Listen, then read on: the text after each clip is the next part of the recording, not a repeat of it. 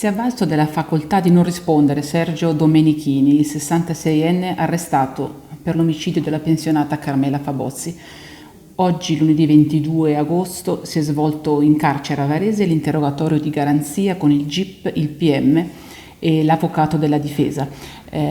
L'uomo non ha fornito alcuna spiegazione, come sottolinea lo stesso legale Selene Profita, che ha sostituito per l'occasione la collega titolare della difesa, l'avvocato Francesca Cerri del Foro di Como. Ecco la sua testimonianza all'uscita dal carcere. Si è avvalso dalla facoltà di non rispondere. Si è avvalso dalla facoltà di non rispondere, certo. E non ha dato ulteriori spiegazioni? No, sul nulla, fatto. assolutamente nulla. No.